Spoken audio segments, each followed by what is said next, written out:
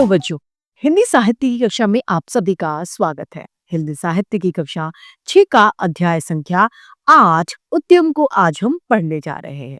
हिंदी साहित्य हमें सिर्फ भाषा ही नहीं सिखाता, अपितु जीवन जीने की कला, उसके महत्व और मूल्यों से भी हमें अवगत कराता है। तो आइए इस अध्याय को प्रारंभ करते हैं। यह है अध्याय संख्या 8 उद्यम। पाठ परिचय से पता चलता है कि आलस त्याग कर शरीर और मानसिक परिश्रम करना ही उद्यम है, मेहनत। व्यक्ति जो भी कार्य करे उसे पूरी निष्ठा से, पूरी ईमानदारी और मेहनत से करे। जिस परिवार में समाज और देश से हम सब प्रकार की सुख सुविधाओं की अपेक्षा करते हैं, उसके लिए उद्यम कर कुछ प्रतिदान करना हमारा कर्तव्य है। और अपना कर्तव्य को पूरा किए बिना हम देश की उन्नति की ओर में देश को नहीं ले जा सकते। आइए से पढ़े। 13-14 वर्ष की एक बालिका यानी एक बच्ची खुरपी से जमीन खोद रही थी। खोदती, फिर पानी डालती, फिर दूसरी जगह खोदती, तब तक पहली जगह कुछ नरम हो जाती यानी सॉफ्ट हो जाती थी। यह कार्य कई दिनों तक चलता रहा। जमीन गहरी खुद गई, ककड़ी के बीज बो दिए गए। किसके बीज बोए गए? ककड़ी के बीज बोए गए। कुछ ही दिन में हरे हरे पौधे लहलहाने लगे। फिर बेलों पर छोटी छोटी ककड़ियां भी दिखाई देने लगी। बच्ची अपनी इस खेती का ध्यान रखती। सब्जी दाल धोकर बेलों में पानी डाल देती। चाय की अपशिष्ट यानी बची हुई जो पत्तियां होती थी वो भी उन बेलों में डाल देती थी। नई नई जमीन में पहली बार बोई ककड़ियां खूब फली यानी बहुत सारी ककड़ियां आने लगी। आषाढ़ की एकादशी थी। गिनकर 120 ककड़ियां उतरी। कितनी? 100। बालिका भाग भाग कर यानी दौड़ दौड़ कर पूरे मोहल्लों में बांट रही थी उन ककड़ियों को। उसके आनंद यानी खुशी का कोई ठिकाना नहीं था। वह आनंद था किसका? मतलब वो किस बात से खुश थी? उद्यम का। किसका? मेहनत का, क्योंकि उसने मेहनत करके वो ककड़ियां लगाई थी। हाँ हाँ, उद्यम का।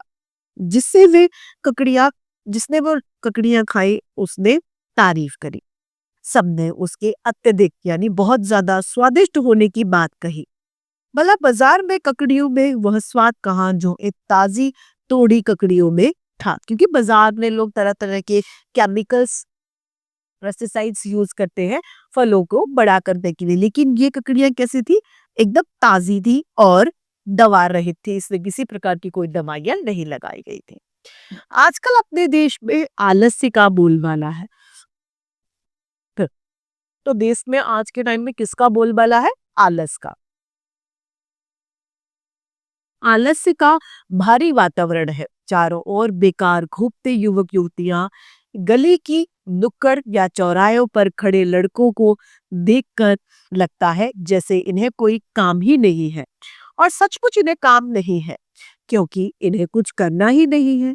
विद्यार्थी है तो पढ़ना नहीं, अगर वो स्टूडेंट्स हैं तो उन्हें क्या करना है? पढ़ना नहीं है, टाइम पास करना है, खेलना है, गप्पे मारनी है, पंचायत करनी है, ये सब उनका काम है, पढ़ना नहीं है। कुछ शिक्षा प्राप्त कर ले तो काम नहीं है। काम से तात्पर्य यानी काम से मतलब व्यवसाय से नहीं होता कि आप बस काम करके पैसा कमाए, वो काम नहीं है। शिक्षित है तो कुछ भी काम क्यों ना कर ले। यदि आप पढ़े लिखे हैं तो कुछ भी काम कर सकते हैं।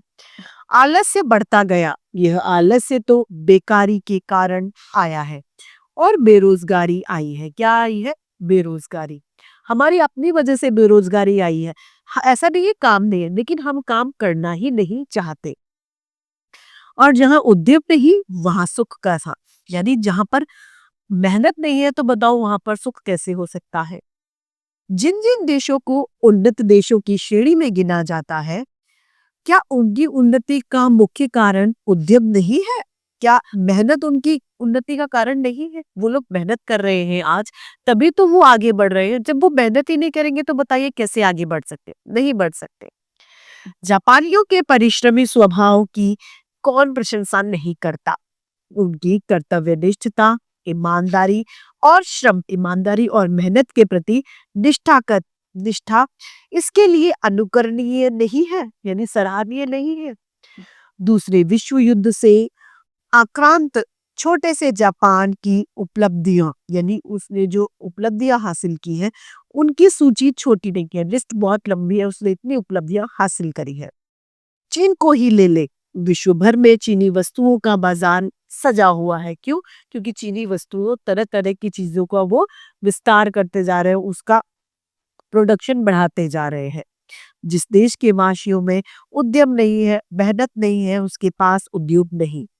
उस देश की संपन्नता और विपन्नता, यानी उस देश की खुशहाली और बर्बादी के बदले में भला कितना समय लगेगा। जरा सोचिए, अगर लोग मेहनती नहीं होंगे, चाहे कितना भी संपन्न देश क्यों नहीं हो, हरा भरा खुशहाल देश क्यों नहीं हो, वो कैसा हो जाएगा? उजड़ जाएगा।